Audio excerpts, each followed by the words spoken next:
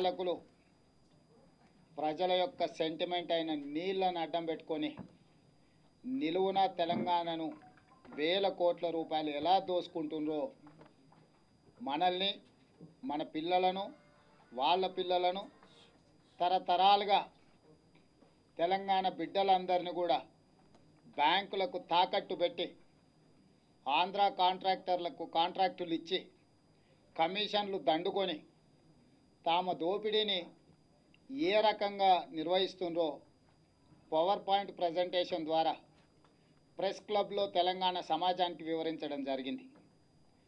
ఆ యొక్క power point ప్రజెంటేషన్కి Telangana సమాజం పట్ల చిత్తశుద్ధి, తెలంగాణను అభివృద్ధి పదం వైపు నడిపించాలనుకున్న వాళ్ళను, తెలంగాణ ఉద్యమం సందర్భంలో ఉద్యమ భాగస్వాములందరినీ కూడా ఆహ్వానించడం జరిగింది.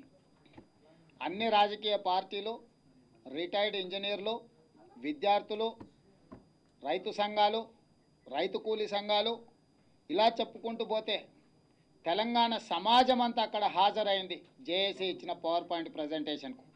టీఆర్ఎస్ మినహా, అంటే కేసీఆర్ యొక్క అనుచరులు లేదా ఈ దోపిడీలో భాగస్వాములుగా ప్రత్యక్షంగా ఉన్న వాళ్ళు మాత్రమే అక్కడ జేఏసీ సమావేశానికి రాలేదు.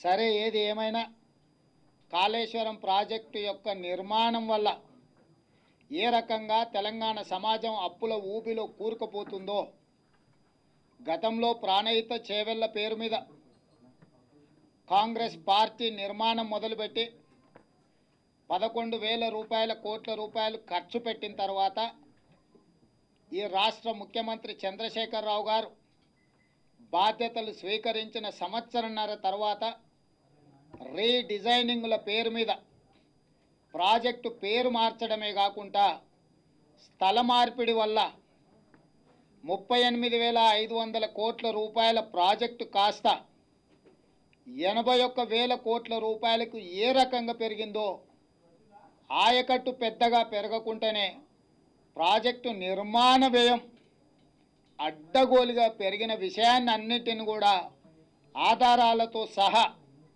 ప్రభుత్వం ఇచ్చిన డీటెయిల్ ప్రాజెక్టు రిపోర్టు ద్వారా స్పష్టంగా కళ్ళకు కట్టినట్టుగా ఒక పవర్ పాయింట్ ప్రజెంటేషన్ను జేఏసీ వాళ్ళు ఇవ్వడం జరిగింది. అక్కడికి వచ్చిన వాళ్ళందరూ పవర్ పాయింట్ ప్రజెంటేషన్ను అభినందించడమే కాకుండా అందులో వాళ్ళు వివరించిన సాంకేతిక వివరాలను అన్నిటిని కూడా అర్థం చేసుకునే ప్రయత్నం చేసిండ్రు. ఈ ప్రయత్నాన్ని హర్షించాల్సింది పోయి, ఈ ప్రయత్నాన్ని ఆహ్వానించాల్సింది పోయి, వాళ్ళు ఇచ్చిన సలహాలు సూచనల మేరకు ప్రభుత్వం చేపడుతున్న ప్రాజెక్టులో అత్యధిక వ్యయాన్ని తగ్గించి నిర్మాణ భారమే కాకుండా నిర్వహణ భారాన్ని కూడా తగ్గించాల్సిన రాష్ట్ర ప్రభుత్వం ఎదురుదాడికి దిగింది. ఆ ఎదురు దాడే ఈరోజు భారీ సాగునీటి పారుదల శాఖ మంత్రి హరీష్ రావు గారు దాదాపుగా గంటన్నర సేపు ఏకధాటిగా అమరవీరుల కుటుంబాల నుంచి మొదలు పెడితే తెలంగాణ ఉద్యమకారుల వరకు వాళ్ళ దోపిడీని ప్రశ్నించిన ప్రతి ఒక్కరిని తెలంగాణ ద్రోహిగా ముద్రేసి తమ అవినీతిని కప్పిపుచ్చుకోవడానికి, తాము చేస్తున్న దోపిడీని సమర్థించుకోవడానికి విఫల ప్రయత్నం చేసిండ్రు. నేను అనుకున్న వారు ప్రెస్ మీట్ పెడుతుండ్రు అని అంటే విషయాన్ని విశదీకరించి విపులంగా తెలంగాణ సమాజానికి వివరిస్తారని నేను అనుకున్నా. కానీ జేఏసీ మీద, కోదండరామ్ గారి మీద, కాంగ్రెస్ పార్టీ మీద కాలకూట విషంను చిమ్ముతున్నాడు. నల్ల తాచుకు ఎంత విషం ఉంటుందో అంతకంటే ఎక్కువ విషాన్ని విరజిమ్మే ప్రయత్నం చేసిన హరీష్ రావు గారు మా అందరి మీద. అయినా మేము సంవయనం కోల్పోదలుచుకోలేదు. ప్రజల పక్షాన ప్రశ్నిస్తూనే ఉంటాం. హరీష్ రావు గారు ఎట్లా అంటే ఇక ఆయన వాళ్ళ మామ సత్యహరిశ్చంద్రుడి కంటే ఇక నిలువెత్తు నిజానికి సాక్ష్యం అన్నట్టుగా సత్యహరిశ్చంద్రుడు కూడా వీళ్ళను చూసే నిజం మాట్లాడడం నేర్చుకోవాలన్నట్టుగా వారు మాట్లాడడం జరిగింది. కాళేశ్వరం ప్రాజెక్టును, వాటికి సంబంధించిన వివరాల గురించి హరీష్ రావు గారు ఎక్కడికి వెళ్ళినా ఏ రోకటి కాడ ఆ పాట పాడినట్టు. పెద్దపల్లికి వెళ్తే కాళేశ్వరం నిర్మిస్తే మొట్టమొదటిసారి మీ కాళ్ళే గరుగుడతా అని పెద్దపల్లి వాళ్ళకి చెప్తాడు. కరీంనగర్కి వస్తే ప్రతి చుక్క మొట్టమొదటిసారి మీకే ఇచ్చిన తర్వాత మిగతా వాళ్ళకి పోతుందని చెప్తాడు. నల్గొండలో సూర్యాపేటకు పోతే మొదటి చుక్క, మొదటి నీరు, మొదటి ఫలితం ఇక మీకే అందిస్తున్నాం, మీకోసమే నిర్మిస్తున్నాం అని చెప్తున్నాడు. అయ్యా మిత్రమా హరీష్ రావు గారు, మీరు పెద్దపల్లిలో ఏం మాట్లాడినరు, మీరు కరీంనగర్లో ఏం మాట్లాడినరు, మీరు సూర్యాపేటలో ఏం మాట్లాడినరో ఒక్కసారి తెలంగాణ సమాజానికి చూపిస్తే ఇంకా మీరు చాలా అబద్ధాలు మాట్లాడినరు. కానీ ఈ కాళేశ్వరం ప్రాజెక్టుకు సంబంధించి దీన్ని నిర్మించడం వల్ల ఏ ప్రాంతానికి వెళ్తే ఆ ప్రాంతానికి మీకోసమే, మీ బతుకులు బాగు చేయడానికే, మీ పంటలు పండించడానికే, మీ ఎండిన భూములను తడపడానికే, మీ కాళ్ళు కడిగి ఆ నీళ్లు మా నెత్తి మీద చల్లుకుంటామని చెప్పి ప్రజల యొక్క నీళ్ల సెంటిమెంట్ను ఉపయోగించుకొని రాజకీయ ప్రయోజనం పొందడానికి మీరు ప్రయత్నం చేస్తున్నారు. నేను ఇప్పుడు సూటిగా హరీష్ రావు గారిని అడుగుతున్నా, నువ్వు అసలు కాళేశ్వరం ప్రాజెక్టు ఎక్కడ నిర్మిస్తున్నావు? ఒకవేళ కాళేశ్వరం ప్రాజెక్టు మీరు చెప్పినట్టుగానే నిర్మాణం పూర్తయితే మొట్టమొదట ఎవరికి నీళ్ళు వస్తాయి? పెద్దపల్లికి వస్తాయా? కరీంనగర్లో ఉన్నోనికి వస్తాయా? సూర్యాపేటలో ఉన్నోనికి వస్తాయా? ఆదిలాబాద్లో ఉన్నోళ్ళకి వస్తాయా? నిజామాబాద్లో ఉన్నోళ్ళకి వస్తాయా? వరంగల్ ప్రాంతంలో మిగతా ప్రాంతాలకు వస్తాయా? లేదా మెదక్ జిల్లాకు వస్తాయా? ఎవరికి నీళ్ళు వస్తాయి? ఎందుకు మీరు ఇంత తాపత్రయపడుతున్నారు? ఎందుకు జేఏసీ ఒక్క పవర్ పాయింట్ ప్రజెంటేషన్ ఇస్తే మీరు మీ మామగారు ఎందుకు ఉలిక్కుపడి మీరు మమ్మల్ని అందరిని కూడా ద్వేషిస్తున్నారు? ఈరోజు నేను అడుగుతున్నా, కాంగ్రెస్ పార్టీ ఎప్పుడన్నా ప్రాజెక్టులు కట్టిందా అని.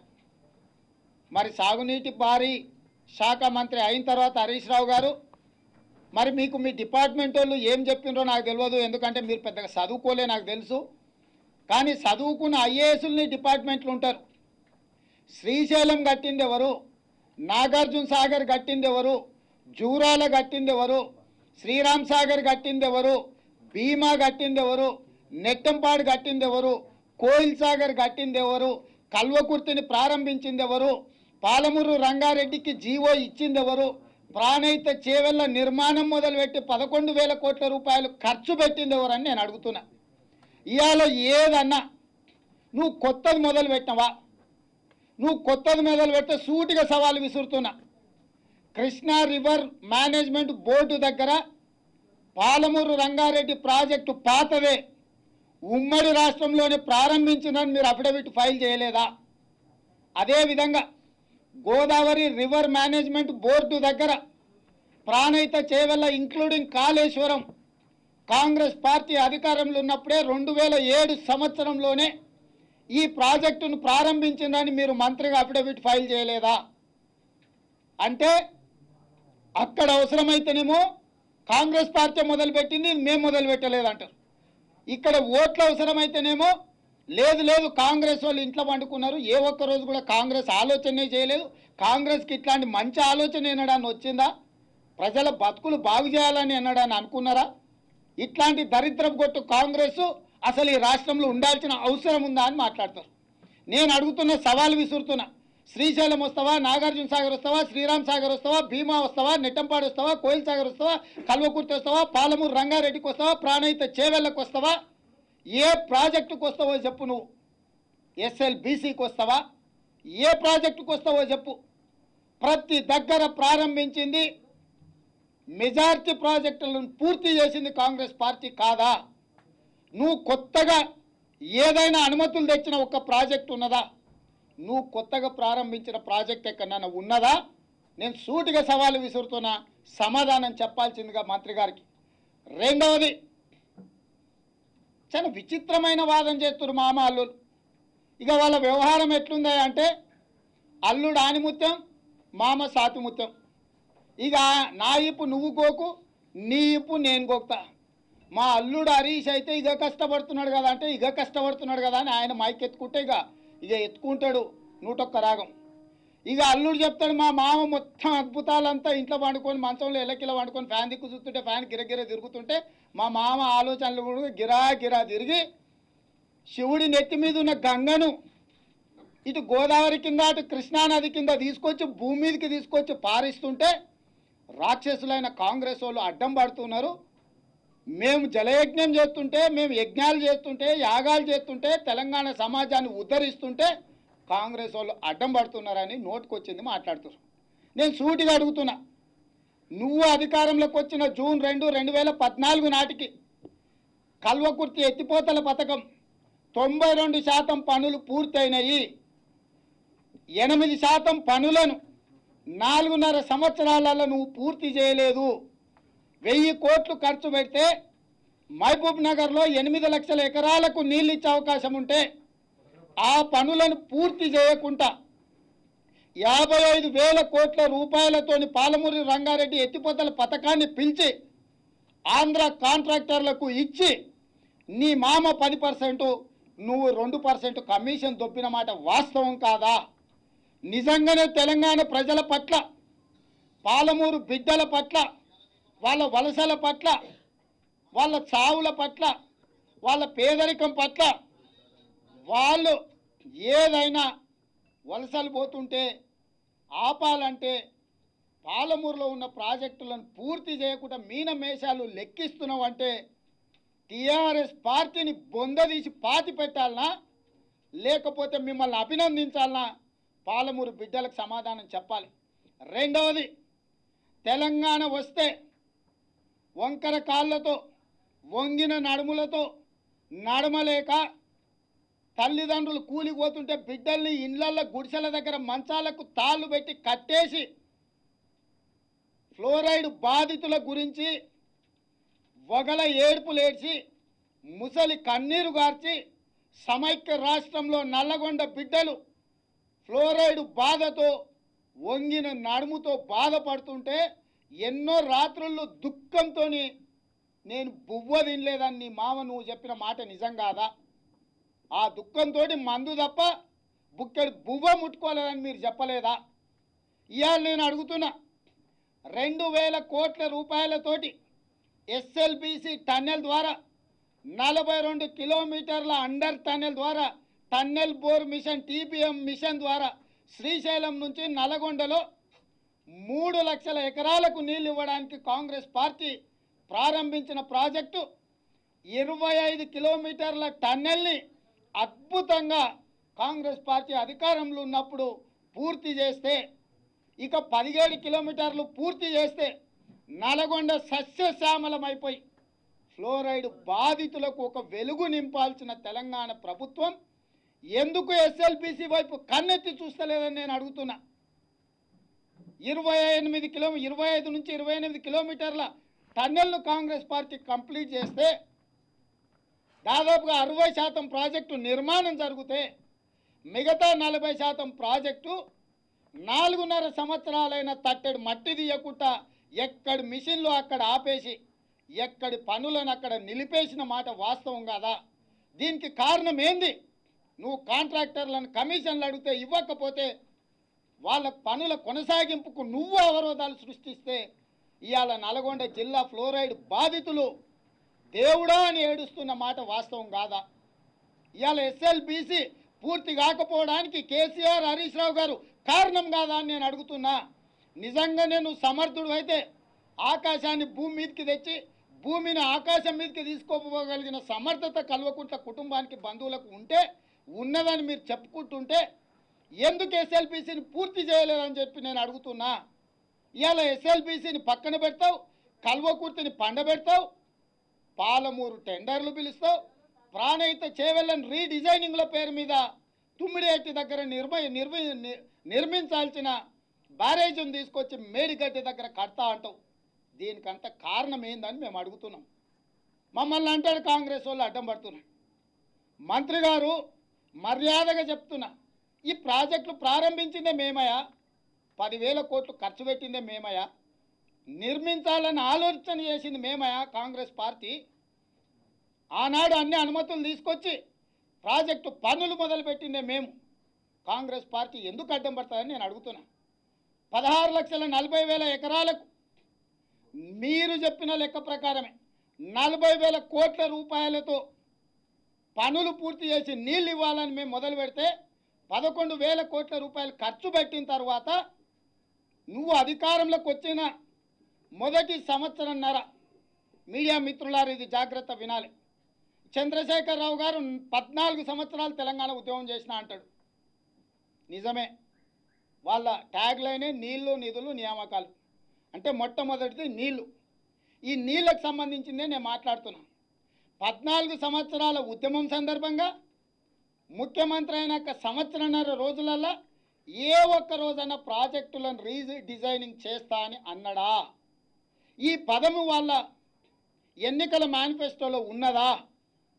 ఏ ఒక్క రోజన్నా కేసీఆర్ అయినా హరీష్ అయినా సాగునీటి పారుదల శాఖ నిపుణుడు చచ్చిపోయి దేవుని దగ్గర ఉన్నాడు, విద్యాసాగర్ రావు గారైనా ఏ ఒక్క రోజన్నా ఈ ప్రాజెక్టులను రీడిజైనింగ్ చేయాలి, యాజ్ ఇట్ ఈజ్గా ఈ ప్రాజెక్టుల నిర్మాణం జరిగితే తెలంగాణకు నీళ్లు రావు, రీడిజైన్ చేయాలని ఎన్నడన్నా మాట్లాడిండా? ఉద్యమం సందర్భంగా మాట్లాడలే, మేనిఫెస్టోలో పెట్టలే. ముఖ్యమంత్రి అయిన తర్వాత సంవత్సరన్నర కాలం నిజామాబాద్ ఎంపీ కవిత గారు, కరీంనగర్ ఎంపీ వినోద్ రావు గారు కేంద్ర ప్రభుత్వానికి ప్రాణహిత చేవెళ్ళని జాతీయ ప్రాజెక్టు ఇవ్వాలి, ఆంధ్రప్రదేశ్కు పోలవరం ఇస్తే తెలంగాణకు ప్రాణహిత చేవెళ్ళ జాతీయ ప్రాజెక్టు ఇవ్వాలని లెటర్లు ముఖ్యమంత్రి గారు రాసిన మాట వాస్తవం కాదా? పార్లమెంటులో మీరు మాట్లాడిన మాట వాస్తవం కాదా? సంవత్సరన్నర తర్వాత ఒకరోజు రాత్రి ఆకాశంలో మెరుపు మెరిసింది, చంద్రశేఖరరావు గారికి కనువిప్పు కలిగింది. ఏందయా అంటే ఆయనకు భగవద్ స్వరూపుడుగా ఒక వ్యక్తి ప్రత్యక్షమైండు. అయ్యా, నీ మొత్తం కోరికలు నెరవేరాలంటే నువ్వు, నీ పిల్లలు, వాళ్ళ పిల్లలు తరతరాలుగా ఇక ప్రపంచంలో అపర కుబేరుడి కింద దావుద్ ఇబ్రాహిం కంటే అత్యంత ధనవంతుడిగా మీరు మారాలంటే ప్రాజెక్టుల రీడిజైనింగ్ అనే ఒక పదాన్ని నీకు ప్రసాదిస్తున్నా. ఈ బ్రహ్మ పదార్థాన్ని తీసుకెళ్ళి ఇక ప్రజలకు చెప్పి నీకు కావలసినంత దోసుకో, వేరే రకంగా ఇంకా నువ్వు అంత దోపిడీ చేయలేవు అని చెప్పి రీడిజైనింగ్ అనే బ్రహ్మ పదార్థాన్ని తీసుకొచ్చి తెలంగాణ ప్రజల నెత్తి మీద పెట్టిండు. రెండవది వాటర్ గ్రిడ్. ఏ ఒక్క రోజైనా ఉద్యమంలో ఇంటింటికి నల్ల ఇస్తా అన్నాడా? ఈడున్న మిత్రులందరూ తెలంగాణ ఉద్యమకారులే. సరే, ఆ మీరు అందరు మా మీద రాళ్ళు రప్పలో మైకులో వేస్తుంటే కొన్నిసార్లు మేము వచ్చినాం, రాలే. మీరైతే ఉన్నారు కదా. ఎన్నడన్నా కేసీఆర్ కుటుంబం కానీ తెలంగాణ సాగునీటి రంగ నిపుణులు ఎవరైనా ఇంటింటికి నల్లా ఇవ్వాలి, తెలంగాణ వస్తే ఇస్తామని ఎప్పుడన్నా మాట్లాడినరా? వాటర్ గ్రిడ్ ప్రాజెక్టు గురించి ఎన్నడన్నా మాట్లాడినరా? ఎందుకు వాటర్ గ్రిడ్ ప్రాజెక్టు మేనిఫెస్టోలో లేనిది కూడా ఉన్న పలంగా ఎందుకు ప్రత్యక్షమైంది? ఒక్కసారి సమాధానం చెప్పండి, ఆలోచన చేయండి. సమాధానం చెప్పకపోయినా సరే, ప్రాజెక్టుల రీడిజైనింగు, వాటర్ గ్రిడ్ ఏందా అంటే ప్రజల యొక్క సెంటిమెంట్.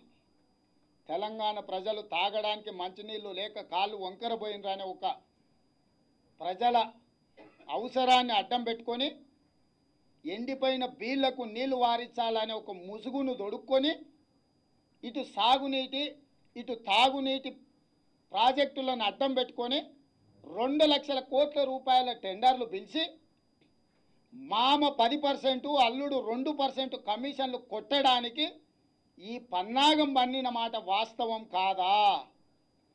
ఇవాళ మేము ప్రాజెక్టుల నిర్మాణమే కాదు, ప్రాజెక్టుల నిర్వహణతో కూడా అప్పుల ఊబిలో కూరుకుపోతాం, మీ కుటుంబ దోపిడీని ప్రశ్నిస్తున్నామని మేము అన్నందుకు మా మీద వికృతమైన దాడులు చేస్తున్నారు టీఆర్ఎస్ పార్టీ నాయకులు, ముఖ్యంగా కేసీఆర్ కేటీఆర్ కుటుంబము. నేను ఇంకా సూటిగా అడుగుతున్నా, గతంలో భారీ సాగునీటి శాఖల మంత్రులుగా ఉన్న కడియం శ్రీహరి గారు కానీ తుమ్మల నాగేశ్వరరావు గారు కానీ ఏ ఒక్క రోజని ప్రాజెక్టులను సమర్థించినరా? ఎందుకు సమర్థిస్తలేరు? నీకంటే తెలివి కల్లోళ్ళు, నీకంటే చదువుకున్నోళ్ళు, నీకంటే అనుభవం ఉన్నోళ్ళు, వాళ్ళకి ఎందుకు ఇవ్వలేదు ఈ శాఖ కేసీఆర్? ఇందులో వచ్చే 1000 కోట్ల రూపాయలు పక్కోనికి ఓనియొద్దు, మొత్తం మేమే తినాలే, నాది నేనే తింటా, నీది కూడా నేనే తింటా అన్నట్టుగా మొత్తం అంతా తిననిక అందులో అనుభవజ్ఞులైన తుమ్మల నాగేశ్వరరావు గారు, కడియం శ్రీహరి గారిని పక్కన పెట్టి పాలిటెక్నిక్ కాలేజ్ చదువుకున్న హరీష్ రావుకు ఇది కట్టబెట్టిండంటే, కమిషన్ కాకతీయ కట్టబెట్టిండంటే వాటర్ గ్రిడ్ కొడుకు కట్టబెట్టిండంటే కొడుకు కల్లుడికి వాటాలు వంచిండు. అరే పెద్ద దాంట్లలో నువ్వు దోసుకో, చిన్న దాంట్లలో నువ్వు దోసుకో, నల్లా ఇప్పి నువ్వు పట్టుకో, కాలువలలో నువ్వు నింపుకో అని చెప్పి కొడుకు కల్లునికి తండ్రి కూర్చొని వాటాలు వంచండు. మీ వాటాల కోసం ఆయన తెలంగాణ తెచ్చుకున్నది అంటే మీరు ఎంత దోసుకున్నా ఏమనుకుంటూకుంటే మేము మంచోళ్ళమా? మీ దోపిడీని గదేందా గింత అన్యాయమా? 16,40,000 ఎకరాల ప్రాజెక్టు 11,000 కోట్ల రూపాయలు ఖర్చు పెట్టినాక ఈరోజు మీరు వద్దని 80,000 కోట్లకు తీసుకెళ్తుండ్రు. ఇది 80,000 కోట్ల దగ్గర ఆగదు, 2 లక్షల కోట్ల అయితే ప్రాజెక్టు పూర్తి అయ్యే వరకు అని మేము ప్రశ్నిస్తే మేము దొంగలం, మేము రాక్షసులం, మేము ప్రాజెక్టులకు అడ్డం పెడుతున్నాం, కాలడ్డం పెడుతున్నాం, నోటికొచ్చింది అడ్డగోలుగా మాట్లాడుతున్నారు. నేను అడుగుతున్నా నిన్ను హరీష్ రావు గారు, మీరు మంత్రి కదా, ప్రభుత్వ యంత్రాంగం అంతా మీ దగ్గరనే ఉంది కదా, సాంకేతిక నిపుణులు మీ దగ్గరనే ఉన్నారు కదా, నేను సవాలు విసురుతున్నా. పాత్రికేయ మిత్రుల సమక్షంలో అమరవీరుల స్తూపం దగ్గర బహిరంగ చర్చ పెడతావా? ప్రెస్ క్లబ్లో బహిరంగ చర్చ పెడతావా? నువ్వు పెట్టు. పెద్దలు విద్యాసాగర్ రావు గారు బతుకున్నప్పుడు, రాష్ట్రానికి సాగునీటి సలహాదారుడుగా ఉన్నప్పుడు గోదావరి నది మీద ప్రాజెక్టుల నిర్మాణం ఎలా చేయాలి, అక్కడ నీటి లభ్యత ఎంత, ఆ నీటిని ఏ విధంగా ఉపయోగించుకోవాలి, ఇప్పుడున్న ప్రాజెక్టులు ఏమైనా మార్పులు చేర్పులు చేయాలన్నా అని చెప్పి 2015లో ప్రభుత్వం ఒక కమిటీని నియమించింది. ఆ కమిటీ ఇచ్చిన రిపోర్ట్ ఇది, 14 పేజీల రిపోర్ట్ ఇది. గోదావరి నది మీద ఎలాంటి ప్రాజెక్టులు నిర్మించాలి, ఎక్కడెక్కడ నిర్మించాలి, ఎక్కడ నిర్మిస్తే తెలంగాణకు, ముఖ్యంగా ఉత్తర తెలంగాణకు ప్రతి మారుమూల గ్రామానికి నీళ్ళు ఇవ్వాలి, దీని మీద సంపూర్ణమైన నివేదికనివ్వమని విద్యాసాగరరావు గారి పెద్దలు ఉన్నప్పుడు 5 మంది తెలంగాణ బిడ్డల్ని రిటైర్డ్ చీఫ్ ఇంజనీర్లను పెట్టి ఒక కమిటీని నియమించారు. ఆ కమిటీ హెలికాప్టర్లలో ప్రయాణించి డ్రోన్ కెమెరాల ద్వారా మొత్తం వివరాలు తీసుకొని 100 సంవత్సరాల వర్షపు నీటిని లెక్కేసి పైనున్న రాష్ట్రాల నుంచి వరద నీళ్ళు ఎట్లొస్తాయి, తెలంగాణ రాష్ట్రంలో పడ్డ వర్షాలతోని ఎట్లా కాలువలకు నీళ్ళు వస్తాయి, మొత్తం కూలంకషంగా చర్చించి ప్రాణహిత చేవెళ్ల మీద నిర్మాణం జరుగుతున్న ప్రాజెక్టులో ₹1 కూడా వృధా కాకుండా ఈ ప్రాజెక్టును ఏ విధంగా ఉపయోగించుకోవాలనో వారు సంపూర్ణమైన నివేదికనిచ్చారు. ఈ 14 పేజీల రిపోర్ట్లో ఫైనల్ రికమెండేషన్స్ ఉన్నాయి. ఇక్కడ ఒక 3 పాత్రికేయ మిత్రులు చూడాలి. ఫైనల్ రికమెండేషన్స్ 3లో మొట్టమొదటిది ఏందా వాళ్ళు చెప్పిందానంటే, ప్రాణహిత చేవెళ్ల ప్రాజెక్టు కాంగ్రెస్ పార్టీ ఎక్కడైతే తుమ్మిడిహెట్టి దగ్గర నిర్మించాలనుకున్నదో తుమ్మిడిహెట్టి దగ్గరనే బ్యారేజ్ నిర్మించి 152 మీటర్ల ఎత్తున మీరు నిర్మిస్తే ఈ ప్రాజెక్టు సంపూర్ణంగా నీటి వినియోగం జరుగుతుంది, 160 టీఎంసీలు అక్కడి నుంచి మనం వినియోగించుకోవచ్చు. దీనికోసం ముఖ్యమంత్రి గారు తన రాజకీయ చతురతను ఉపయోగించి మహారాష్ట్ర ముఖ్యమంత్రితో మాట్లాడి తుమ్మిడిహెట్టి దగ్గర బ్యారేజ్ నిర్మిస్తే మహారాష్ట్రలో 5 గ్రామాలకు సంబంధించి 1850 ఎకరాల భూమి, పట్టా భూమి, ఫారెస్ట్ భూమి లేదు, గ్రామాలు లేవు, ఏమీ లేవు, 1850 ఎకరాల భూమి ముంపుకు గురవుతుంది. కాబట్టి మీ రాజకీయ చతురతను ఉపయోగించి మహారాష్ట్ర ముఖ్యమంత్రి గారిని ఒప్పించి మీరు ఆ ఒప్పందం చేసుకుంటే యాజ్ ఇట్ ఈజ్గా ఈ ప్రాజెక్టు మనకు ఉపయోగపడుతుందని ద బెస్ట్ రికమెండేషన్ కింద ఫస్ట్ బెస్ట్ రికమెండేషన్ ఇచ్చారు. ఒకవేళ 152 ఒప్పుకోకపోతే 150 అయినా పర్వాలేదు, మనకు మంచి ఫలితాలు ఉంటాయని చెప్పి ఇదే నివేదికలు చెప్పారు. ఇది కూడా కానప్పుడు మీరు ఒకవేళ ఈ ప్రాంతం కాకుండా ఇంకో ప్రాంతంలో నిర్మించాలనుకున్నప్పుడు వేమనపల్లి దగ్గర కడితే కూడా మీకు గతంలో నిర్మించిన ప్రాజెక్టు 11,000 కోట్ల రూపాయలు ఖర్చు పెట్టిన వ్యయం ₹1 కూడా వృధా కాదు, తుమ్మిడిహెట్టి కాకపోతే వేమనపల్లి దగ్గర కట్టండి అని చెప్పి సెకండ్ బెస్ట్ రికమెండేషన్ ఇవ్వడం జరిగింది. అక్కడ కానప్పుడు వేమనపల్లి దగ్గర కట్టమన్నారు. ఈ 2 కాకుండా 3వ రికమెండేషన్ ఇచ్చింది. ఏందా 3వ రికమెండేషన్ అంటే ఇదే కీలకమైంది.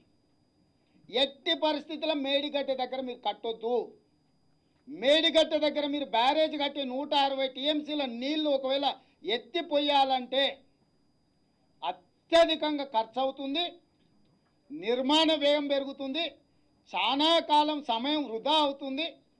గతంలో నిర్మించిన చాలా పనులు నిరుపయోగం అవుతాయి కాబట్టి ఎలాంటి పరిస్థితుల్లో మీరు మేడిగడ్డ దగ్గర మీరు కట్టొద్దు అని చెప్పిండ్రు. ఎవరయ్యా నిపుణులు అంటే మొత్తం తెలంగాణ బిడ్డలే. ఇక్కడ అన్ని పేర్లు ఉన్నాయి. అనంతరాములు, వెంకటరామారావు గారు, శ్యామ్ సుందర్ రెడ్డి, దామోదర్ రెడ్డి, ఇక్కడ అందరు తెలంగాణ బిడ్డలే 5 మంది కలిసి సంతకాలు పెట్టి ఇచ్చారు. ఇప్పుడు ఇదే అధికారులు మళ్ళీ ప్రభుత్వం పక్కన చేసి చెప్తున్నారు కొత్త కథ. మొన్న అఖిలపక్షంలో నేను గదే అడిగిన, ఈ నివేదికను చూపించి వాళ్ళు ప్రభుత్వం చేస్తున్నది కరెక్ట్, మీరు తెలంగాణకు నీళ్ళు ఇవ్వద్దంటారా? బీసీ రేషియో అంటే బెనిఫిట్ కాస్ట్ రేషియో, అంటే నిర్మాణం వల్ల లబ్ధి ఎంత అనే దాన్ని సెంట్రల్ వాటర్ కమిషన్ సిడబ్ల్యూసి వాటి అన్నిటిని పరిగణలోకి తీసి అనుమతులు ఇస్తుంది. 1 ఎకరాకు నీళ్ళు ఇవ్వాలంటే 2-3 లక్షల వరకు ఖర్చు పెడితే పర్వాలేదని ప్రాజెక్టులకు అనుమతిస్తుంది. అంతకంటే ఎక్కువ ఖర్చు అయినప్పుడు ఇది ఉపయోగం లేదు అని చెప్పి తిరస్కరిస్తారు. కాబట్టే ఈరోజు జాతీయ ప్రాజెక్టుకు పోకుండా కార్పొరేషన్ పేరు మీద 80,000 కోట్ల రూపాయల అప్పులు తీసుకొచ్చి తెలంగాణని అప్పుల ఊపిలో కూరుస్తున్న చంద్రశేఖరరావు గారి విధానాన్ని మేము వ్యతిరేకించి మొన్నటి మీటింగ్లో ఈ నివేదిక తీసి ఇదే అధికారులను నేను అడిగిన. సేమ్ శ్యామ్ సుందర్ రెడ్డిని ప్రశ్నించిన, నువ్వు సంతకం పెట్టి 14 పేజీలు ఇచ్చిన నివేదికలో ఎట్టి పరిస్థితుల్లో తుమ్మిడేటి దగ్గర కట్టమన్నావు, ఎటువంటి పరిస్థితుల్లో మేడిగడ్డ దగ్గర కట్టొద్దాను. సరిగ్గా దీనికి రివర్స్ చేస్తున్నాడా చంద్రశేఖరరావు? ఇది కరెక్టా? మేము తెలుగు మీడియం, మేము చదువుకోలేదు, మేము BA చదువుకున్నాం, ఇంజనీర్లం కాదు, మేము ఇంగ్లీష్ రాదు. నువ్వు చదువుకున్న విద్యావేత్తవు, భారీ నీటిపారుదల శాఖలో నిపుణుడివి, ఇంజనీర్వి, మొత్తం హెలికాప్టర్లలో తిరిగినావు, డ్రోన్ సర్వేలు చేసినావు, టోపోగ్రఫీ సర్వే చేసినావు, అన్నీ చేసి నువ్వు నివేదిక ఇచ్చినావు కదా. నీ నివేదికలో తుమ్మిడేటి దగ్గర కట్టి తీరాల్సిందే అని చెప్పినావు, మేడిగడ్డ దగ్గర అసలు కట్టొద్దని నువ్వు వేదిక ఇచ్చినావు కదా. మరి దీని కథ ఏంది అని అడిగిన కాగితం తీసి. ఇక ఆయన నీళ్లు నమిలి చివరికి నీళ్ళల్లో మునిగిపోయేటట్టునని, అయ్యా మేము అధికారులమే, మేము ఏమున్నా నివేదికలు ఇచ్చేటోళ్ళమే కానీ నిర్మాణం చేసేటోళ్ళమేం కాదు కదా, పెద్ద దూర కదా నిర్ణయం తీసుకునేది. ఇక ఆయనకు అట్లా నిర్ణయం తీసుకుంటే గిట్లా పోతుంది, మేము గట్లా మాట్లాడుతున్నాం, మమ్మల్ని ఏం చేయమంటాం, మేము మా పాత్ర పరిమితమే కదా, మేము నిర్మాణం గురించి చెప్పగలం కానీ అందులో జరుగుతున్న అవినీతి గురించి మాకు చెప్పరుగా సార్, ఎంత తీసుకున్నారో మామ అల్లులకే తెలుస్తుంది కదా సార్, మాకేం తెలుసా అని ఇట్లనే మాట్లాడారు. మీరు కావాలంటే రికార్డు తిరిగేయండి. ఇప్పుడు నేను అడుగుతున్నా,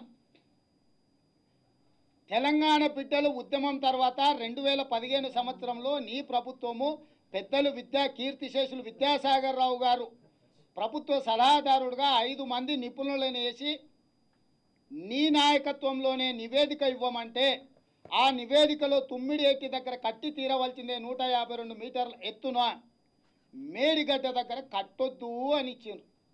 ఇవాళ నువ్వు మేడిగడ్డ దగ్గరనే కడతా అంటున్నావు, కట్టమన్న దగ్గర వద్దంటున్నావు, వద్దన్న దగ్గర కడుతున్నావు. ఈ కథ ఏందని అడుగుతున్నా నేను.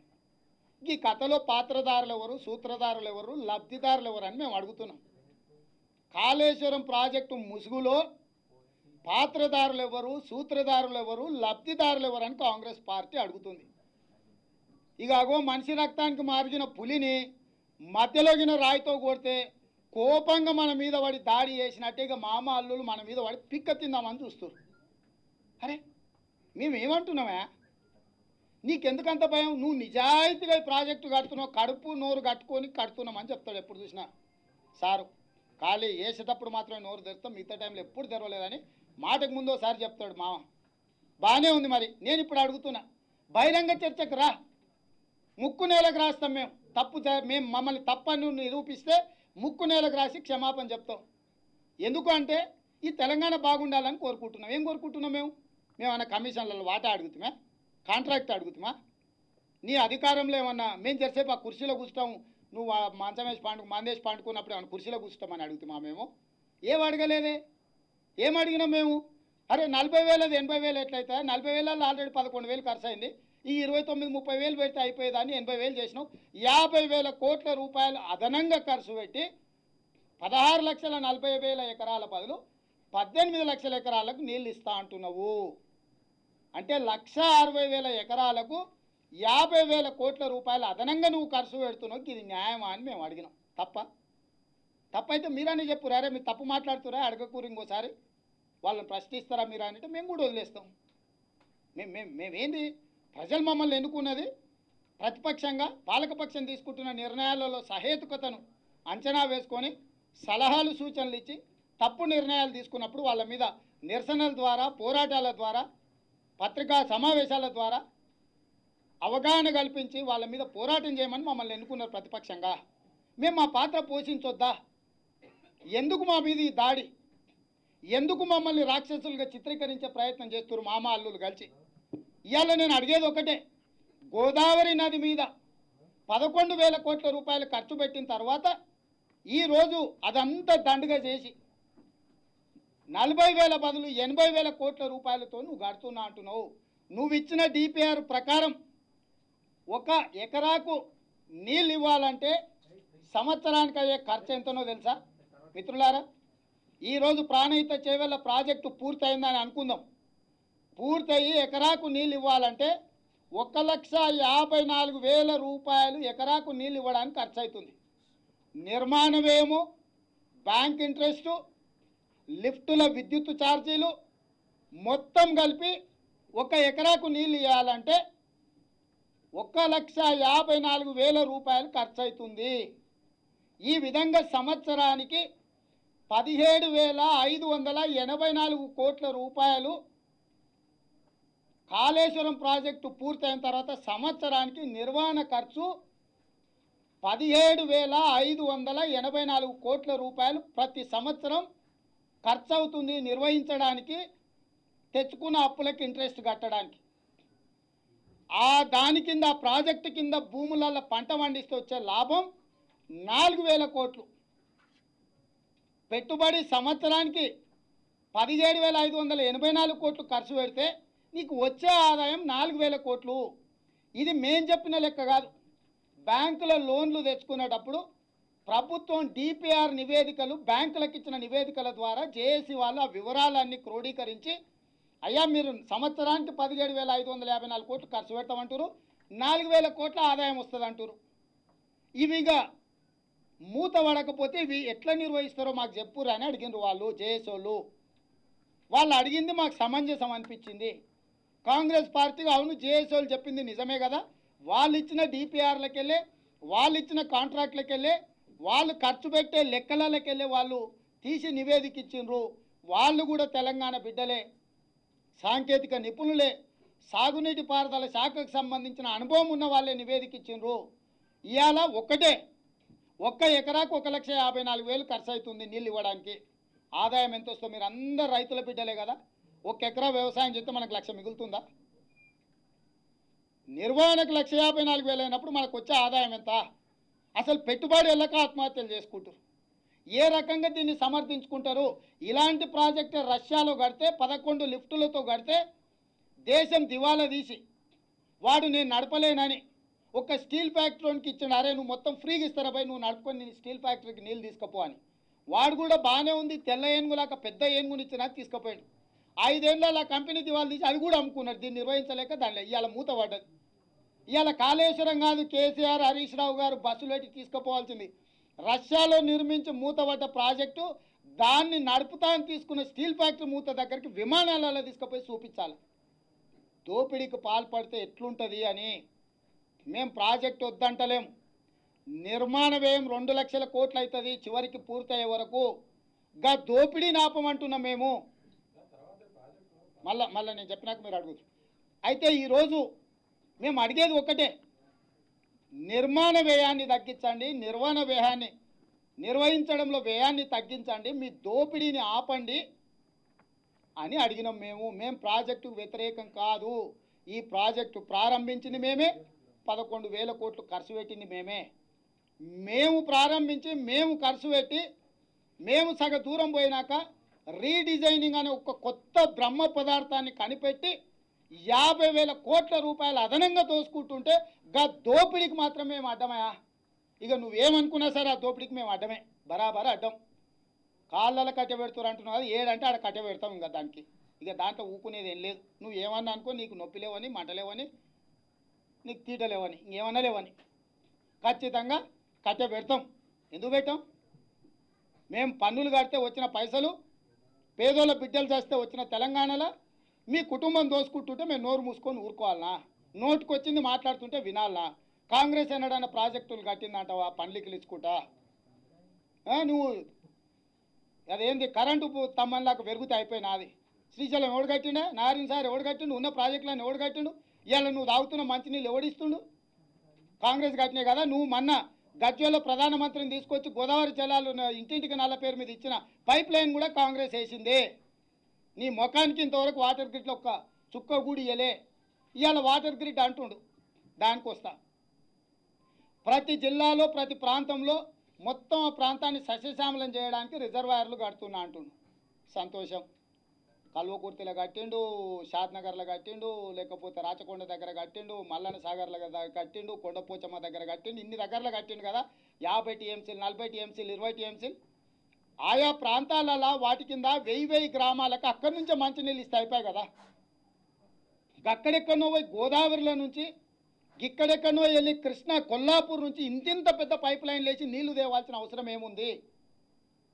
ప్రతి జిల్లాలో నల్గొండలో కడితివి, భువనగిరిలో కడితివి, గజ్వేల్లో కడితివి, సిద్దిపేటలో కడితివి, కరీంనగర్లో కడితివి, మహబూబ్నగర్లో కడితివి, షాద్నగర్లో కడితివి, రంగారెడ్డి జిల్లాలో కడితివి, లక్ష్మీదేవిపల్లి కాడ కడితివి, అన్ని రిజర్వాయర్లే కడితివి. ఆ రిజర్వాయర్ల కింద ఉన్న గ్రామాలకు అక్కడి నుంచే తాగడానికి నీళ్ళు ఇస్తే 10,000 కోట్లతోని ఇంటింటికి నల్ల ఇచ్చేది అయిపోతుండే కదా. ఎందుకు మరి 45,000 కోట్లు పెట్టి మళ్ళా గోదావరిలో ఆడ గుంతలకు పోయి ఇంత పెద్ద పైప్ వేసి కృష్ణాలో పోయి శ్రీశైలం నుంచి పైపులు వేసి ఎందుకు తెస్తున్నావు? ఏ పైపుల కంపెనీ కోసం తెస్తున్నావు? సమాధానం లేదా? ఇంకొక 25,000 కోట్లు కమిషన్ కాకతీయ మీద అన్ని చెరువులు తవ్వినా మొత్తం నీళ్లు నిండినాయి అన్నాడు. అన్ని చెరువులు తవ్వి గొలుసుకట్టు చెరువులన్నీ ఆంధ్రోళ్ళు మొత్తం మట్టి కొట్టుకుపోయినాయి, దుమ్ము కొట్టుకుపోయినాయి. నేను వచ్చిన అన్నిట్లలో పూడికేసిన అన్ని గ్రామాలలో నీళ్లు నిండినాయి అన్నావు. 25,000 కోట్లు కమిషన్ కాకతీయాల ఖర్చు పెట్టినాక మళ్ళీ రిజర్వాయర్లతో ఏం పనిందా? ప్రతి ఊర్లో చెరువులే నిండి, ఏ ఊరికి ఆ ఊరికి ఊరు బయట చెరువే ఉండే ఊరికి నీళ్ళే ఇచ్చే. ఇక మళ్ళీ రిజర్వాయర్ ఎందుకు? పోనీ నువ్వు కాలువల దారి తెచ్చి ఆ చెరువులలోనే నింపు. ఏ ఊరికి ఆ ఊరికి చెరువు నాక మళ్ళీ మల్లన్న సాగర్ 50 టీఎంసీలు ఎందుకు? కొండపోచమ్మ 21 టీఎంసీ ఎందుకు? ఇన్ని రిజర్వాయర్లు ఎందుకు? మళ్ళా ఇంటింటికి నల్ల పేరు మీద, కమిషన్ కాకతీయ పేరు మీద, ప్రాజెక్టుల రీడిజైనింగ్ పేరు మీద మొత్తం నీళ్ళ ముసుగులో దోపిడీకి పాల్పడుతుండు. మిత్రులారా, మీరు అర్థం చేసుకోండి. మేము దేనికి వ్యతిరేకం కాదు, దోపిడీకి మాత్రమే వ్యతిరేకము. నల్లాకు తాగడానికి మంచినీళ్ళు ఇస్తే మేము వ్యతిరేకం కాదు. 12,500 గ్రామ పంచాయతీలు మీరు చెప్పినట్టు అనుకుందాం. ఆయన చెప్పిందే. ప్రతి ఊర్లో ఒక వాటర్ ప్లాంట్ ఇవాళ 2 లక్షలకు వస్తుంది. పెద్దది పెడితే 10 లక్షలు. ప్రతి ఊరికి వాటర్ ప్లాంట్ 12,000 దాంట్లోకి ఇస్తే కూడా 1,200-1,300 కోట్ల రూపాయలతో ఊరికి 10 లక్షలు పెట్టి వాటర్ ప్లాంట్ పెడితే కూడా 1,500 కోట్లలో అన్ని ఊర్లలో వాటర్ ప్లాంట్లు ఇవ్వచ్చు. మంచి శుద్ధి చేసిన నీళ్లు ఇవ్వచ్చు. కాలువలలో, పైపులలో ఆ ఊరు నుంచి ఈ ఊరు నుంచి సద్ది నీళ్ళు కాకుండా మంచినీళ్ళే ఊర్లో ఏ ఊర్లో ఆ ఊర్లో మిషన్ పెట్టి ఫ్రీగా పట్టుకపోరా అని చెప్పి గ్రామ పంచాయతీకి అప్ప చెప్తే, సర్పంచ్కే నిర్వహణ బాధ్యత అప్ప చెప్తే 2,000 కోట్లతోనే అన్ని ఊర్లలో మిషన్లే వస్తాయి కదనే. ఉప్పు నీళ్ళు ఉన్నా కూడా మంచినీళ్ళు చేస్తుంది కదా అది ఆ ఊర్లో. నువ్వే కాలువలలో వేస్తావు, నువ్వే చెరువులలో నింపుతావు, నువ్వే రిజర్వాయర్లు కడితే మళ్ళీ ఈ పైపులు ఎందుకు? అంటే ఎన్ని లక్షల కోట్లు వృధా అవుతుందో మీరు ఆలోచించండి. మీరు లెక్కేయండి, నేను చెప్పుడు ఇచ్చిపెట్టండి. మీరు ఇంటికి పోయి పెన్ను పేపర్ తీసుకొని వీటన్నిటిని కూడా కాంప్రహెన్సివ్గా ఆలోచన చేయండి. వాటర్ గ్రిడ్ ఏంది, మిషన్ కాకతీయ ఏంది, ప్రాజెక్టుల రీడిజైనింగ్ ఏంది? ఉన్నదంతా 1,11,00,000 ఎకరాలు తెలంగాణలో. 1,11,00,000 ఎకరాలకు ఎన్నిసార్లు నీళ్ళు ఇస్తాడా? ఏమైనా ఫ్లోర్లు వేసిండా? 100 ఫ్లోర్లు వేసి ప్రతి ఫ్లోర్కు నీళ్ళు ఇస్తాడా? ఏమైనా స్లాబ్ వేసిండా? దాంట్లో వ్యవసాయం చేస్తుండా? పోనీ లిఫ్టులు పెట్టి చంద్రమండలానికి ఏమన్నా నీళ్ళు తీసుకుపోతున్నా? చంద్రమండలం కూడా నీళ్ళు వారిస్తా, దళితులకు భూమి ఇస్తానా, వాళ్ళని తీసుకొని పోయి ఆడిస్తే భూమి దొరుకుతలేదంటాడా? ఏడికి తీసుకుపోతాడు? ఆల్రెడీ ఉన్న ప్రాజెక్టుల కింద 80 లక్షల ఎకరాలకు దాదాపుగా 50 లక్షలకు నీళ్ళు ఇస్తారు. ఇంకో 30 లక్షలు 35 లక్షలకు ఆల్రెడీ ప్రాజెక్టులు ఆన్గోయింగ్ ఉన్నాయి తెలంగాణలో. నువ్వు కొత్తగా కనిపెట్టింది, కొత్తగా కట్టింది ఏందని నేను అడుగుతున్నా. అసలు కొత్త ప్రాజెక్ట్ ఏంది? పేర్లు మార్చినావు తప్ప కొత్త ప్రాజెక్ట్ ఎక్కడదని నేను మిమ్మల్ని అడుగుతున్నా. మిమ్మల్ని కూడా సూటిగా అడుగుతున్నా మిత్రులారా. ప్రాణిత చేవెళ్ళనే పేరు మార్చి కాళేశ్వరం అన్నాడు. కల్వకుర్తినే ఇటాటి చేసి పాలమూరు రంగారెడ్డి అన్నాడు. ఇక ఆయన చెప్పింది రెండే. ఓ దానికి 55,000 కోట్లు, ఇంకో దానికి 1,00,000 చిల్లర కోట్లు. వాటర్ గ్రిడ్ ఇంటింటికి నల్ల అన్నాడు, అదొక 45,000 కోట్లు. కమిషన్ కాకతీయ అన్నాడు, ఇదొక 25,000 కోట్లు. 1,00,000 కోట్ల పైన ప్రాణహిత చేవెళ్ళ, 55,000 కోట్లు పాలమూరు రంగారెడ్డి, 1,55,000 కోట్లు, 45,000 కోట్లు వాటర్ గ్రిడ్ 2 లక్షల కోట్లు, కమిషన్ కాకతీయకి 25,000 కోట్లు. 2,25,000 కోట్ల రూపాయలతోటి ఈనాటి లెక్కలు ముందుకు పోతుంటే ఇంక ఎంత వరుగుతుందో తెలియదు. మొత్తం తెలంగాణను ఏదో చేస్తా అంటుండు. సౌత్ ఆఫ్రికాలో 5-6 దేశాలు కొనుక్కోవచ్చు ఆ పైసలు పెడితే. సౌత్ ఆఫ్రికాలో కోట్ల ఎకరాల భూమి పచ్చని పంటలతోటి నీళ్లుండి మొత్తం తెలంగాణకు కావాల్సిన ధనధాన్యాలు పండించుకొని విమానాలలో తెచ్చుకున్నా కూడా మిత్తి చాలా 2,25,000 కోట్ల రూపాయలను ఏమైనా బ్యాంకులో పడేస్తే ఆ మిత్తితోటి బతకొచ్చు. తెలంగాణ సమాజంలో ప్రతి ఒక్క అకౌంట్లో 1,00,000 రూపాయలు వేస్తే బ్యాంకులో పడేస్తే పైసలు ప్రతి కుటుంబానికి 1,00,000 వేస్తే కూడా తక్కువ ఇంకా పైసలు మిగులుతాయి. ఈ 2,25,000 కోట్లు బ్యాంకులో పడేసి రూపాయి మిత్తి లేక తెలంగాణలో ఉండే కుటుంబాలకు అన్నిటి కూడా 1,00,000 రూపాయలు నెలకు ఇస్తే కూడా యాజ్ ఇట్ ఈజ్గా దర్జాగా బతకొచ్చు. మొత్తం తెలంగాణను పెండలో పురుగు పిడకబడ్డప్పుడు పైన ఇట్లనే ఉంటుంది, పురుగు లోపల తెలిస్తే మొత్తం డొల్లు ఉంటుంది. మనం ఇట్లా టచ్ చేయగానే పుట్టుకొని పోతుంది.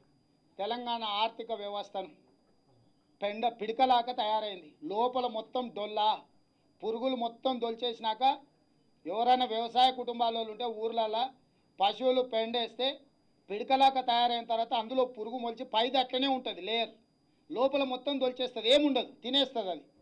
సేమ్ తెలంగాణ ఆర్థిక వ్యవస్థను మేడు పండులాగా చూపించి దోపిడీతో మొత్తం దివాలా తీయించిండు. మిగులు బడ్జెట్ నుంచి ఇవాళ అప్పుల బడ్జెట్గా తయారైంది.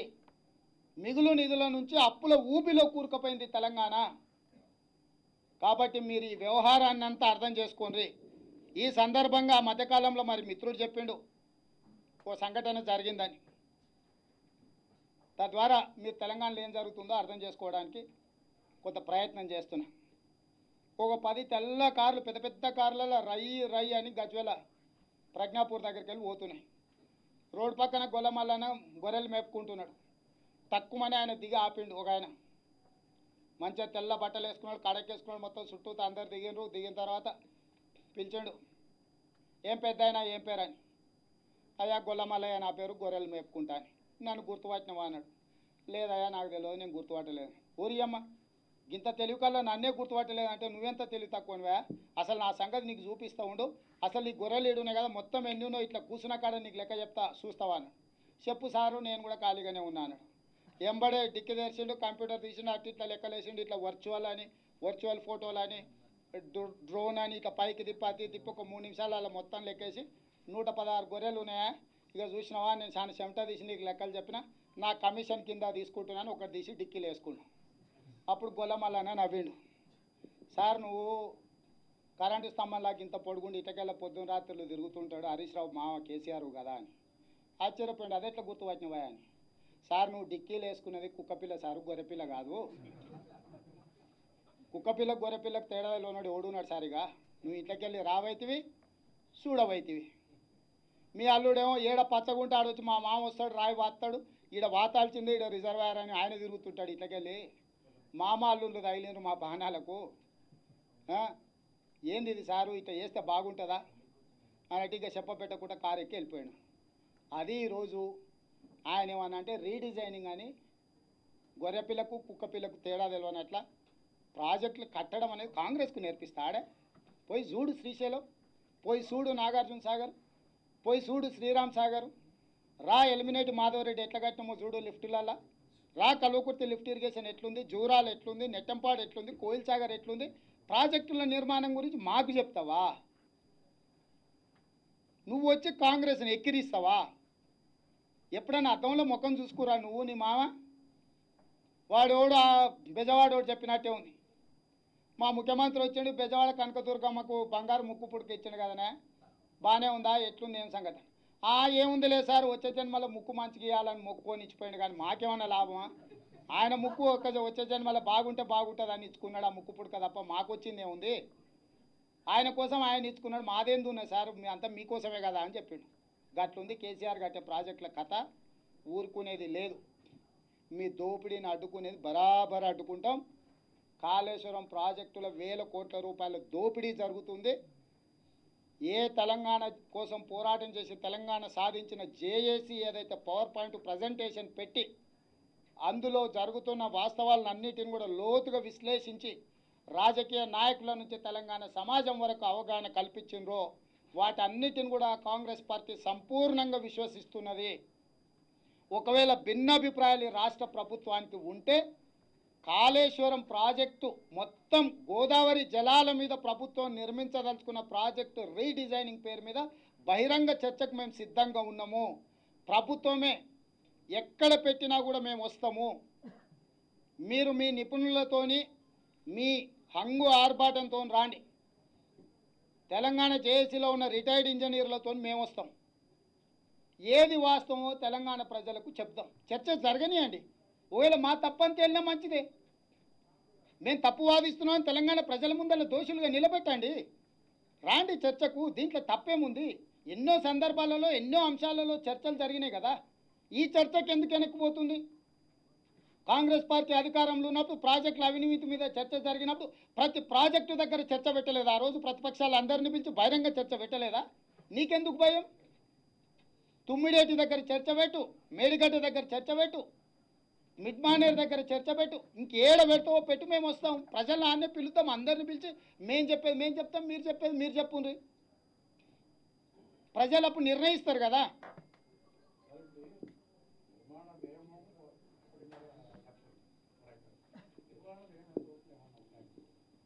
మీరు దాన్ని తప్పార్థం చేసుకుంటారు నేను చెప్పిన దాన్ని. నిర్మాణ వ్యయము, నిర్వహణ వ్యయము అన్నీ కలిపితే, అంటే మిత్తిలు కానీ అస్సలు కానీ కరెంటు కానీ అన్నీ కలిపితే 1 ఎకరాకు నీళ్ళు ఇచ్చే వరకు ప్రాజెక్టు పూర్తయి ఎకరాకు నీళ్లు చేరుకునే వరకు 1,54,000 రూపాయలు ఖర్చు అవుతుంది. మొత్తం 18 లక్షల చిల్లర ఎకరాలకు ఇప్పుడున్న అంచనాల ప్రకారము 17,584 కోట్లు ఖర్చు అవుతుందని ఒక అంచనాకు వచ్చింది ఇప్పుడున్న రేట్ల ప్రకారం. కానీ వాళ్ళు అనేది ఏంటంటే ఈ ప్రాజెక్టు పూర్తయ్యే వరకు ఒక 5-6 సంవత్సరాలు పడితే ప్రతి సంవత్సరం ధరలు 10 నుంచి 15% పెరిగినప్పుడు ఈ నిర్మాణ వ్యయం కాస్త దగ్గర 2 లక్షల కోట్లకు పోద్ది. ఆ అంచనాల ప్రకారం ఎకరాకింత అవుద్దని వాళ్ళు ఒక అంచనాకు వచ్చారు, నిపుణులు వచ్చిన అంచనా. సో ఇందులో లిఫ్ట్ ఇరిగేషన్లో పవర్ కన్జంప్షన్, కార్పొరేషన్ పేరు మీద తీసుకొచ్చిన high rate interest and water కాలువలు ఏవైతే ఉన్నాయో వాటి నిర్వహణ, వీటన్నిటిని కలిపితే 1 ఎకరాకు అయ్యే ఖర్చు 1,54,000 సంవత్సరానికి. మనకు 1 ఎకరా వ్యవసాయం చేస్తే ఎంత లాభం వస్తుందో మీరు రివర్స్ లెక్కేస్తే benefit cost ratio, BC ratio అంటారు కదా ప్రభుత్వం, ఆ బీసీ రేషియో మీకు అర్థమవుద్ది. ఇంకా పెరగవచ్చు. ఇంకా మీరు ఒకసారి పూర్తయినప్పుడు వచ్చే వ్యవహారం గురించి చెప్తుంది. ఆ తర్వాత విద్యుత్ ఛార్జీలు ఎట్లా పెరుగుతాయి, నిర్వహణ ఛార్జ్ ఎట్లా పెరుగుతుంది, రేపు కూలీల దినసరి కూలీ ఎంత పెరుగుతుంది, ఈ రోజున్న రియల్ వాల్యూస్ తీసుకొని కట్టిన లెక్క అది. రేపు పొద్దుగాల మనిషికి 150 రూపాయలు ఉపాధి హామీలో కూలీ ఇవ్వమన్నారు, రేపు 500 రూపాయలు ఇవ్వాలని వచ్చింది అనుకో, దాని ప్రపోర్షనేట్గా పెరుగుద్ది. ఇక దాంట్లో విద్యుత్ ఒకవేళ ఇవాళ 6 రూపాయలకు కొంటుండు, రేపు 3 రూపాయలకు కొంటే ఒకలాగా కావచ్చు, 16 రూపాయలకు కొంటే ఇంకొకలాగా కావచ్చు. సో ఆన్ అండ్ యావరేజ్ ఈరోజు ఉన్నది ఇది విషయము. కేవలం మళ్ళొకసారి చెప్తున్న, కాంగ్రెస్ పార్టీ ప్రాజెక్టులను ప్రారంభించింది మేమే. మా బ్రెయిన్ చైల్డ్, మా మానసపుత్రిక ప్రాణహిత చేవెళ్ళ అనేది కాంగ్రెస్ పార్టీ యొక్క మానసపుత్రిక. 11,000 కోట్ల రూపాయలు ఖర్చు పెట్టింది మేము. పాలమూరు రంగారెడ్డి ఎత్తిపోతలను మొత్తం నిర్మించాలని చెప్పి జీవోలు ఇచ్చి, అనుమతులు ఇచ్చి, సర్వేలు చేసి అన్ని రకాల ప్రతిపాదనలు సిద్ధం చేసింది కాంగ్రెస్ పార్టీ. ఈ రెండు మా బ్రెయిన్ చైల్డ్, మా మానసపుత్రికలు. అటు గోదావరి నది మీద, ఇటు కృష్ణా నది మీద భారీ ప్రాజెక్టుల నిర్మాణం ద్వారా తెలంగాణను సస్యశ్యామలం చేయాలని చెప్పి ప్రారంభించిన ప్రాజెక్టులు ఈరోజు కేసీఆర్ చేతిలో రాష్ట్రం వచ్చినందుకు వారి దోపిడీకి, వారి ధనదాహానికి బలైపోయి 1,000 కోట్ల రూపాయలు అక్రమంగా కేసీఆర్ కుటుంబం సంపాదించుకునే పరిస్థితి వచ్చింది. కేవలం వాళ్ళ కుటుంబం యొక్క 1,000 కోట్ల దోపిడీని మాత్రమే వ్యతిరేకిస్తున్నాము. ప్రాజెక్టులు ప్రారంభించిందే మేము. హరీష్ రావు గారు, కేసీఆర్ గారు తప్పుడు వాదనలను వినిపిస్తే నమ్మకండి అని చెప్పి తెలంగాణ సమాజానికి విజ్ఞప్తి చేస్తున్నాం.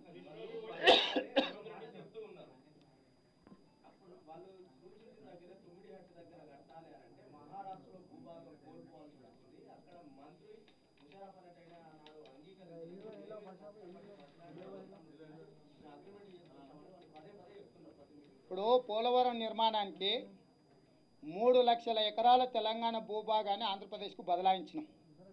ఎట్లా బదలాయించినాం? కేంద్ర ప్రభుత్వం నిర్ణయంతో. ఇవాళ మహారాష్ట్రలో ఉన్నది బీజేపీ ప్రభుత్వం, నువ్వు కేంద్రంలో మద్దతు పలుకుతున్నది బీజేపీ ప్రభుత్వం. నరేంద్ర మోడీ దగ్గర నీ హవా ఇంత సాగుతుంది కదా, నీ అంత గొప్పోడు రాజనీతిజ్ఞుడు లేడని పార్లమెంట్లో చెప్పింది కదా. నరేంద్ర మోడీ దగ్గర 1850 ఎకరాలు తెచ్చుకోలేవా? నువ్వు అంత అసమర్థుడువా?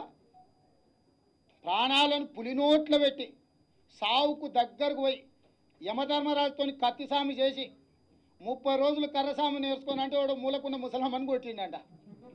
ఇక ఈయన దీక్ష గట్లుందా? ఆయనంట సావుకు దగ్గర పోయి పులినోట్ల తలకాయ పెట్టి యమధర్మరాజును 2 కడుపులకు గుద్ది మళ్ళీ వాపసు వచ్చి తెలంగాణ తెచ్చిన అని చెప్తాడు. గిన్ని గొప్ప గొప్ప పనులు చేసిన మహానుభావ 1850 ఎకరాలు మహారాష్ట్ర నుంచి తేలేవా? గంత పనికి మాలినోడువా నువ్వు? గిత్త చేతగానో అని తెలిస్తే మేమెందుకు కోట్లేస్తాం, ప్రజలు ఎందుకు కోట్లేదురు? నువ్వు గింత చేతగానోడి పనికి మాలినోడి దద్దమ్మ అని తెలిసినట్టే తెలంగాణలో నీకెందుకు కోట్లేదురా?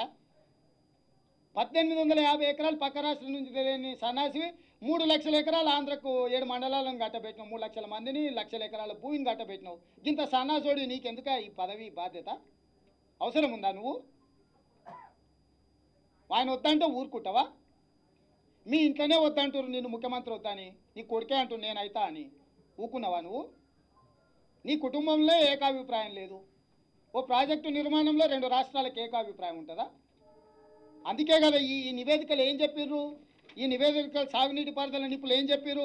నీ రాజకీయ చతురతను ప్రదర్శించి 152 మీటర్ల దగ్గర కట్టడానికి 1850 ఎకరాలు సాధించమని నువ్వు నియమించిన నీ అధికారులు నీకు సూచన చేసిరా? ఈ సూచన మీద నువ్వేం పని చేసినావు? నీకు శాత కాకపోతే మాకు చెప్పేది ఉండే అసెంబ్లీలో. అయ్యా నేను శాతగానోని సన్నాసిని, తెలంగాణ ఎట్లయితే డిసెంబర్ 23, 2009 నాడు వెనక్కి పోయిందో నాకు శాతం అయితే లేదని జానారెడ్డి గారి ఇంటికి, పెద్దలు జానారెడ్డి గారి ఇంటి కాడికి వచ్చి కాళ్ళు పట్టుకుంటే కోదండరామ్ను పిలిచి కూర్చోబెట్టి కమాన్ తెలంగాణ అని తెలంగాణ తీసుకొచ్చినాం. అరే తెలంగాణ తెచ్చిన వాళ్ళం, తెలంగాణ ఇచ్చిన వాళ్ళం మేము మహారాష్ట్ర నుంచి 1850 ఎకరాల భూమిని సాధించలేము అనే మేము. నీ శాతగాంతనం అసెంబ్లీలో చెప్తే మేము నడుము బిగించేటోళ్ళం.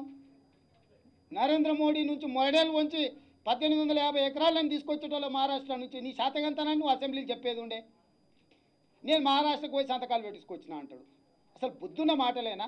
ఉన్నది వదులుకున్నాక నువ్వేంది సన్నాసోడి సంతకాలు పెట్టేది? నువ్వు సాధించి సంతకాలు పెడితే ఏనుగుల మీద దేని మీద నాన్న ఊరేగా? నువ్వు ఇట్లా వేసినందుకు నేను కంచరగాడిదల మీద ఊరేగించాలి, ఏనుగుల మీద ఒంటెల మీద కాదు. ఉన్నది వాళ్ళకి కట్టబెట్టి మన దాంట్లో కట్టుకున్న దాంట్లో మహారాష్ట్రకు హక్కులు రాసి ఇచ్చాడు. నేను ఆ మొత్తం రిపోర్ట్ ఇస్తా. రమ్మని హరీష్ రావును ఏం సంతకం పెట్టి వచ్చిండు, ఏడ కట్టిండు?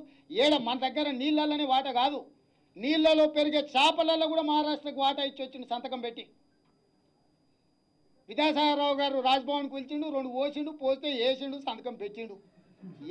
ఏం పెట్టిండో ఈయనకు తెలియదు, ఏం రాసిండో. వేసుకొని సంతకం పెడితే అయిపోద్దా? ఇదేనా తెలంగాణకు నీకు అప్పచెప్పింది? నీకు బాధ్యత ఇస్తే నువ్వు చేసే దిక్కుమాలిన పనికి ఇదా? ఈ దిక్కుమాలిన పని కోసం నువ్వో ఇంకా శూరుడివి వీరుడు అని నీ వెనకాల భజనగాళ్ళు, ముత్యాల ముగ్గుల రావుగోపాలరావుకి ఇద్దరికి వెనకాల ఉన్నట్టు ఢిల్లెంబల్యం.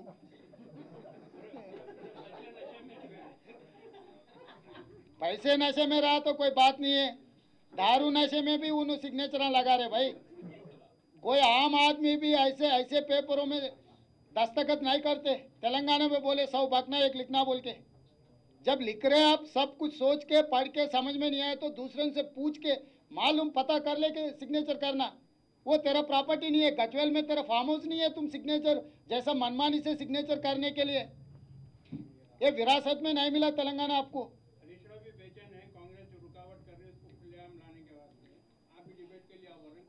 मैं वही बात बोल रहा हूँ ना। देखो भाई कोर्ट किस लिए है?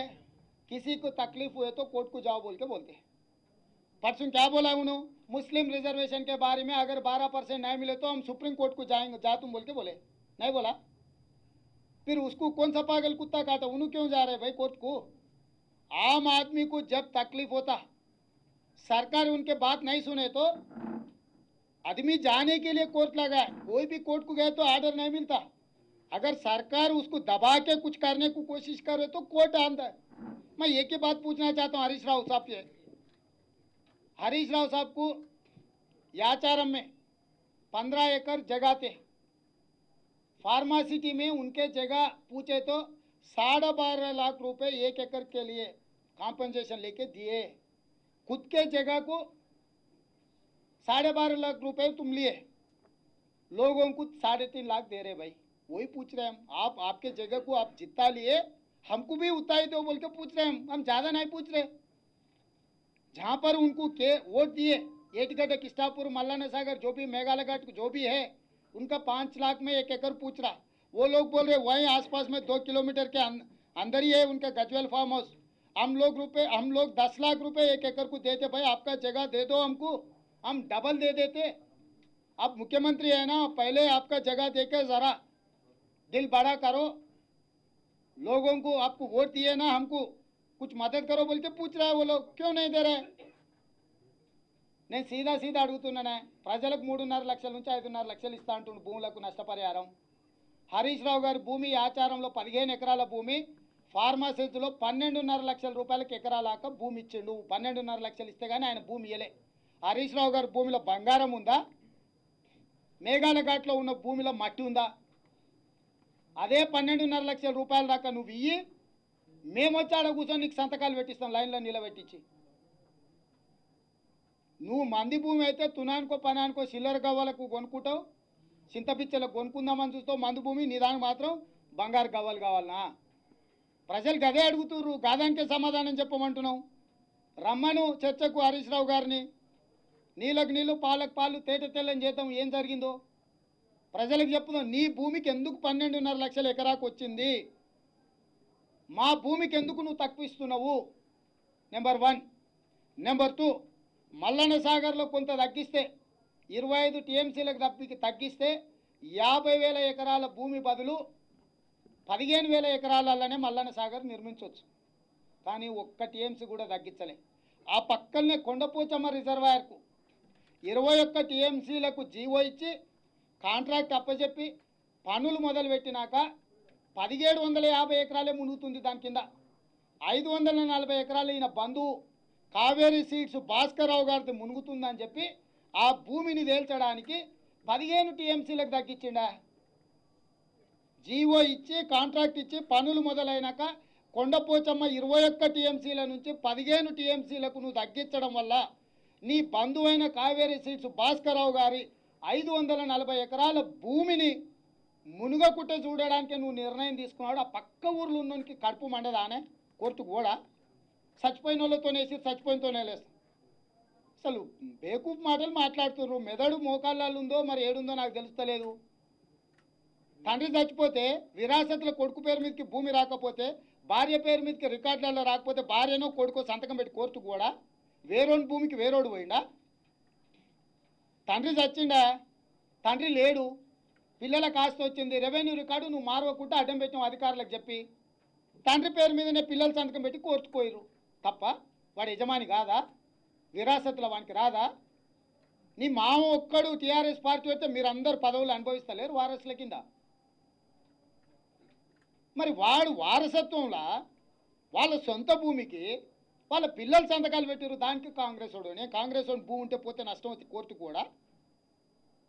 నువ్వు టీఆర్ఎస్ వాడివే కదా, నువ్వు ఈ సుధం, నువ్వు ప్రభుత్వమే కదబ్బా, నువ్వు నీ భూమి, నీ మామ భూమి. నోటుకొచ్చింది మాట్లాడి ఇక టీవీలలో చూపిస్తారు కదా మొత్తం నటనంతా ఆస్కార్ అవార్డు, దానిపైన ఉండే అవార్డులు అన్నిటి కూడా మామాళ్ళులే పోటీ. 1 నుంచి 100 వరకు ఇక ఎవడు రెండోడే లేడు. మీరు కూడా చూసారు కదా ప్రతి దాంట్లో ఈ మంత్రి నెంబర్ 1, ఆ మంత్రి నెంబర్ 1. ఆ నారాయణ చైనా కాలేజీలు ఉన్నాయి కదా, ఎప్పుడు నెంబర్ 1 వస్తే మననే తేలింది ఎట్లా నెంబర్ 1 వచ్చిందో. అందరిని తీసుకుపోయి బొక్కలు వేసిరు కదా నెంబర్ 1 ఎట్లా వచ్చిందో. ఈ మంత్రుల కేటీఆర్ నెంబర్ 1లు కూడా గట్లే ఉన్నాయి. ఏనాడో రోజు తెలుతో తీసుకుపోయి బొక్కలు వేస్తే అప్పుడు పీడ విరగడ అవుతుంది. 2 బొక్కలు ఇరిగేటట్టు దంచితే చక్కగా అవుతారు ఇంటి నిండి ఉన్న వాళ్ళందరూ. సేమ్ ఆ నారాయణ చైతన్య ఆ చైనా కాలేజీలు ఉన్నాయి కదా, నెంబర్ 1 ఎట్లా వచ్చినా నిన్న మన ఈ ప్రభుత్వమే తెలిసింది, మేమేం తెలుసలేదు. తప్పని పరిస్థితుల్లో సేమ్ గట్టినే ఉంది ప్రభుత్వం నెంబర్ 1లు కూడా. అంతా కేడీ నెంబర్ 1లే ఉండరు అందులో. ఇప్పుడు ఉమేష్ రెడ్డి, ఇప్పుడు హరీష్ రావులకు, కేసీఆర్లకు, తారక రామారావులకు, రామేశ్వరరావులకి వీళ్ళందరికీ ఫ్యాషన్ అయిపోయింది. ఎవడేం చేసినా రేవంత్ రెడ్డి అయినా రేవంత్ రెడ్డి మనుషులైనా. ఉమేష్ రెడ్డి నాకు తెలిసినోడే ఉండొచ్చు, కావాల్సినోడు ఉండొచ్చు. పార్లమెంటులో చట్టం చేసిన చట్టాన్ని అమలు చేయమని ఓ టవర్ ఎక్కిండు అనుకో, తప్పేముంది దాంట్లో? కవిత గారు పార్లమెంట్లో చెప్పొచ్చు. చంద్రశేఖరరావు గారు అదేదో ఫ్రంట్ పెడతా అన్న రోజు ఏం చెప్పిండా? అరే దిక్కుమాల చట్టాలు పార్టీలు గిట్లుంటావా? పార్లమెంట్లో చెప్పిరా ప్రత్యేక హోదా ఆంధ్రప్రదేశ్కి ఇస్తామని, ఇవ్వాలి కదా, ఎందుకు ఇస్తలేరు అని అన్నాడు కదా. కేసీఆర్ చెప్తే కరెక్టే, కవిత గారు చెప్తే కరెక్టే, ఉమేష్ రెడ్డి చెప్తే తప్ప? నేను అందుకే చెప్పిన, యజమానులకు పనులకు పంచాయతీ జరుగుతుంది. కేసీఆర్ కవితను సమర్థిస్తున్నారు, హరీష్ రావు వినోద్ రావు పనులు వ్యతిరేకిస్తున్నారు ప్రత్యేక హోదా అని. కాబట్టి అది ఆంధ్రప్రదేశ్ వాళ్ళు మాట్లాడుకుంటారు. ఉమేష్ రెడ్డి అనేటో నాకు తెలిసినోడే, కావాల్సినోడే. కానీ నా అభిప్రాయం నాకుంటుంది, ఆయన అభిప్రాయం ఆయనకు ఉంటుంది. కాబట్టి ఆయన ఏం అభిప్రాయాలు చెప్పిండు అనేది, ఆయన చెప్పిన అభిప్రాయాన్ని అతన్ని అడిగితేనే మంచిది. Thank you. क्या? हाँ बुलाया ना भाई, आप नहीं सुने, हम सवाल करें, यहाँ पर नहीं है तो वहाँ.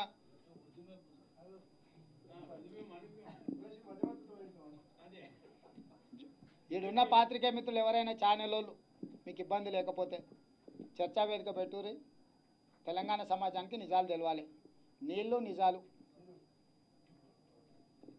నిర్వహణ, వాటి భారం. మరి మీరు వాళ్ళని వచ్చేటట్టు మీరు చేయాలి. తెలంగాణ అప్పుడు అందరినీ పట్టుకొచ్చి కూర్చోబెడతారు కదనే.